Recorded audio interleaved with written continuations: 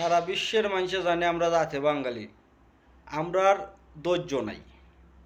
আমরা জাতে বাঙালি, আমরার ধৈর্য নাই। বর্তমানে 15-16 বছর আওয়ামী লীগের রাজনীতি কইরা গেছে, এই সময় কেউ করতে পারছে না। নির্বাচন হইলই জেলও গেছে, সুস্থ নির্বাচন কোনো সময় হয়েছে না। আওয়ামী লীগ ক্ষমতা তাইকা নির্বাচন দিছে, আইলে আও নাইলে যাও। এই সময় তো করার মাথার টাইম নাই, বুঝছেন।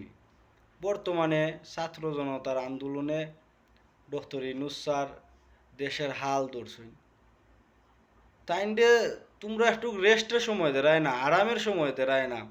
নির্বাচন দিলাও কোন দিন নির্বাচন কিতা নির্বাচনের লাগে আপনারা অত ফেরেশানি খেনে, কোন কারণে অত ফেরেশানি আপনারা নির্বাচনের লাগে?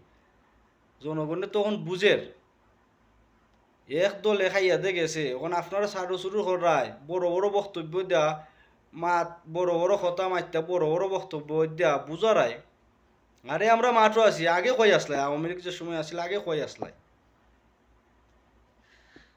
মানছি কি সারা বাংলাদেশের মানছি কি দেখছে না আগে কই আসলাই? আর এখন তো বড় বড় মাত ডক্টর ইউনূস স্যারে তাই হইছেন নির্বাচন দিবা, দেশটারে শান্তি শৃঙ্খলা হইরা সুন্দর হইরা একটা নির্বাচন দিবা, বুঝছেন নি? তা আপনারা একটু ধৈর্য ধরো, শান্তি থাকো না। আপনার ধৈর্য নাই, আপনারা নির্বাচন দিলে এইটা আইতা গদি বই থাকতে আইসি আরও যার যার চেয়ারও বই থাকতে বইয়া দেশ লুটার ফান্দি করতায়, ইটার সুযোগ হইতো নাই।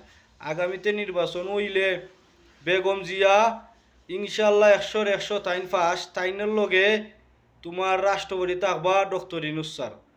আর যে কোনো দল আছে না এখানে ছাড়াছুড়ি করলে খামাইতো নাই।